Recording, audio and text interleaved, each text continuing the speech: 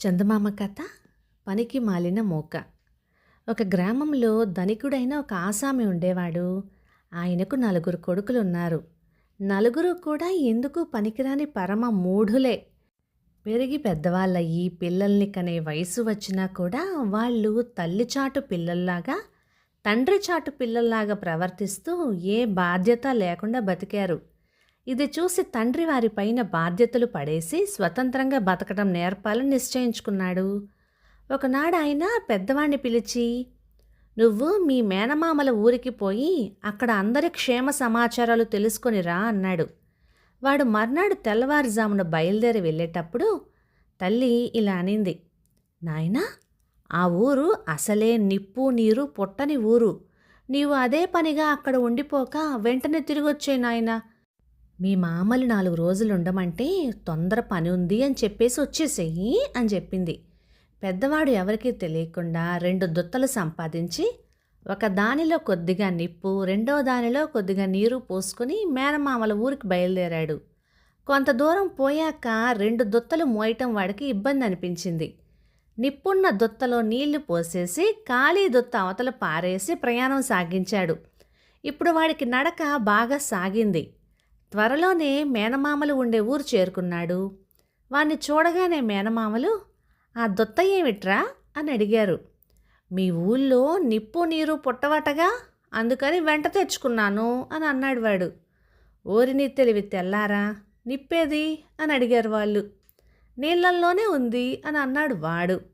వాడి అమాయకత్వానికి మేనమామలు నవ్వుకొని వాణ్ణి తిప్పి పంపేటప్పుడు, "చూడు నాయనా, ప్రపంచం పాపిష్టిది.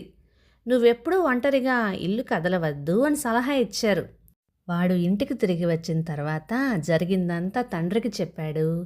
తండ్రి వాడి మీద ఆశలు మానుకొని రెండో కొడుకుని దగ్గరికి పిలిచాడు. "ఒరే నాయనా, నువ్వు వెళ్ళి మన పొలంలోనే కాపురం పెట్టి ఈ 7 నుంచి స్వయంగా దగ్గరుండి వ్యవసాయం చూడరా నాయనా" అని వాడితో చెప్పాడు. "సరే నాన్న" అని రెండవ వాడు పొలంలో కాపురం పెట్టి వ్యవసాయ పనులు చూడసాగాడు. అక్కడి పొలాలలో నువ్వులు పండిస్తారు. అది నువ్వులు చల్లే తరుణం. అందుచేత రైతులు నువ్వుల బస్తాలు విప్పి సిద్ధంగా ఉంచారు. ఆసామి కొడుకు తోచక పచ్చి నువ్వులు గుప్పిలతో సహా తీసుకుని తినసాగాడు. ఇది చూసిన ఒక రైతు అతనితో, "పచ్చివెందుకు తింటున్నారు బాబూ? కావలిస్తే వేపించిస్తాను కదా" అంటూ తన భార్య చేత ఒక సేరు నువ్వులు వేపించి యజమాని కొడుక్కు పెట్టాడు. వాడు వాటిని తిని వాటి రుచికి ఆశ్చర్యపోయి, "ఇదిగో, ముందు ఈ బస్తాలలోని నువ్వులన్నిటినీ వేపించండి" అని రైతులకి ఉత్తర్వులిచ్చాడు. "మరి విత్తనాలకు" అని అన్నారు రైతులు నిర్ఘాంతపోయి. "నేను చెప్తా కదా, ఆగండి" అని అన్నాడు ఆసామి కొడుకు అంతా తెలిసినట్టు. పోనీ అతని ఇష్టప్రకారమే చేద్దామని నువ్వులన్నింటినీ రైతులు మంగళాల్లో పోయించి వేపించారు. "ఇక వీటిని తీసుకొని పోయి పొలంలో చల్లండి. కమ్మని నువ్వులు కాస్తాయి. ఇంతకాలంగా వ్యవసాయం చేస్తున్నారు, పచ్చి నువ్వులు చల్లి పచ్చి నువ్వులు పండించడం తప్ప మీకేం తెలీదు" అని అన్నాడు ఆసామి రెండో కొడుకు. రైతులు ఆ ఆసామి దగ్గరికి పరిగెత్తుకొని వెళ్ళి జరిగిందంతా చెప్పారు. ఆసామి తల బాదుకొని రెండో కొడుకుని వెనక్కి పిలిపించేశాడు.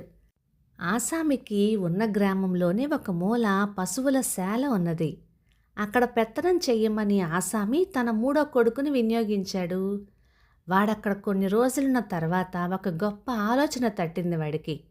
వెంటనే వాడు పశువుల కాపర్లను అందరినీ పిలిచి ఈ విధంగా చెప్పాడు. "ఒరే, ఇంకో నెలకు సంక్రాంతి పండగ వస్తుందిట. మీరు ఈ నెల రోజులు ఒక్క పశువు నుండి కూడా పాలు పిండకండి. సంక్రాంతి నాడు నెల రోజుల పాలు ఒక్కసారిగా పిండేసి ఎక్కువ ధరకి అమ్మేద్దాము" అని చెప్పాడు.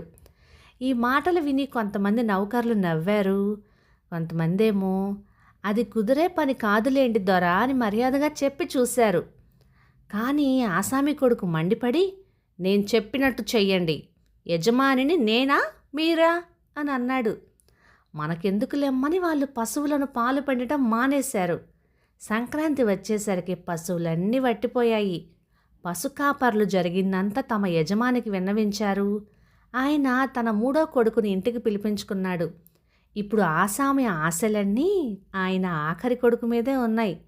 నిజానికి వాడు మిగిలిన 3 కంటే కూడా తెలివిగలవాడుగా కనపడేవాడు. మిగిలిన వాళ్ళకు చెప్పినట్టుగా ఆఖరు వాడితో తండ్రి పలానా పని చెయ్యి అని చెప్పలేదు. నువ్వేం చేద్దామనుకుంటున్నావురా అబ్బాయి అని అడిగాడు. నాకు వర్తకం చేయాలని ఉంది నాన్న అని అన్నాడు కడగొట్టువాడు. అయితే 2000 రూపాయలు తీసుకొని వర్తకం చేసి డబ్బు సంపాదించుకొనిరా అన్నాడు తండ్రి. తండ్రి ఇచ్చిన 2000 పట్టుకొని ఆఖరి కొడుకు బస్తీకి వెళ్ళాడు. అక్కడ రకరకాల సరుకులు బేరం చేసి చివరకు గంధపు చెక్క కొని ఒక బండి మీద వేసుకొని బయలుదేరాడు. ఆ బండితో వాడు చాలా దేశాలు తిరిగాడు, కానీ సరుకు అమ్ముడు కాలేదు. చివరకు ఒక ఊరు చేరి ఆ ఊళ్ళో ఏం బాగా అమ్ముతోంది అని అక్కడి వారిని కొందరిని అడిగాడు. అబ్బో, ఇవాళ బొగ్గుకున్న గిరాకీ మరి దేనికి లేదు అన్నారు వాళ్ళు. భేష్ అనుకొని ఆసామి ఆఖరి కొడుకు తన బండి మీద ఉన్న గంధపు చెక్క యావత్తు దింపేసి దాన్ని బొగ్గు చేసి అప్పటికప్పుడే 10 రూపాయలకు అమ్మేశాడు. తర్వాత వాడు బండి మీద మరొక ఊరికి వెళ్ళి అక్కడి వాళ్ళని, ఇక్కడ చౌకగా దొరికే సరుకేమిటి అని అడిగాడు. ఇంకేముంది, దూది, ఏ ఇంట్లో అడిగినా దొరుకుతుంది బాబు అన్నారు ఊళ్ళో వాళ్ళు అతనితో. ఆసామి ఆఖరి కొడుకు తన దగ్గర ఉన్న 10 రూపాయలతోనూ దూది కొని ఒక బండి మీద వేసుకొని ఒక బస్తీకి చేరి అక్కడ దూది అమ్మకానికి పెట్టాడు. సరుకు చూసిన వారల్లా, కొందుము గాని దూది శుద్ధంగా లేదు బాబు అన్నారు. ఈ దూది ఇంక ఎక్కడ అమ్ముడు పోదు అని తేలిపోయింది వాడికి. ఆసామి కొడుక్కి ఏం చేయాలో పాలుపోలేదు. వాడు బండిని నడిపించుకుంటూ వీధి వెంట వస్తూ కాసేపు విశ్రాంతి తీసుకుందామని అక్కడ కనిపించే ఒక ఇంటి దగ్గర అరుగు మీద కూర్చున్నాడు. ఆ అరుగు మీదే ఒక పక్కగా ఒక కంసాలి కొలిమిలో బంగారం పెట్టి గొట్టంతో ఊదుతూ కనిపించాడు. ఏమిటో చేస్తున్నారే కంసాలి గారు అని అన్నాడు ఆసామి ఆఖరి కొడుకు. బంగారంని నిప్పులో పెట్టి శుద్ధి చేస్తున్నాను బాబు అన్నాడు కంసాలి. ఆసామి ఆఖరి కొడుక్కి ఎక్కడా లేని ఉత్సాహము వచ్చింది. అతను వెంటనే బయలుదేరి బసకు వెళ్ళి బండి మీద నుంచి దూది బస్తాలు దింపించి పెద్ద హోమగుండం తయారు చేయించి దూదిని శుద్ధి చేయటానికి గాను బస్తాలన్నింటినీ ఆ గుండంలో పడేయించాడు. దూది కాస్త భగ్గున మండి నుసి నుసి అయిపోయింది. అంతతో ఆసామి ఆఖరి కొడుకు వర్తకం కూడా ఆఖరయ్యింది. ఆసామి తన కొడుకుల మీద పెట్టుకున్న ఆశలు కూడా ఆఖరయ్యాయి. కథ సమాప్తం. ఇక ఈ కథ 1955 ఆగస్టు నెల చందమామలో వచ్చింది. రచయిత్రి ఆర్ విమలా కుమారి గారు. ఈ కథ విన్నప్పుడు మీకేమనిపించింది? తప్పకుండా కామెంట్ చేయండి. అతివృష్టి అనావృష్టి అన్నట్టు తెలివితేటలు అస్సలు లేకపోయినా సమస్యలే, తెలివితేటలు ఎక్కువైపోయినా సమస్యలే. మీరేమంటారు? ఇక ఈ కథ మీకు నచ్చినట్లయితే లైక్ చేయండి, షేర్ చేయండి. ఇలాంటి మంచి తెలుగు కథల కోసం మన ఛానల్ని సబ్స్క్రైబ్ చేయండి. Thank you.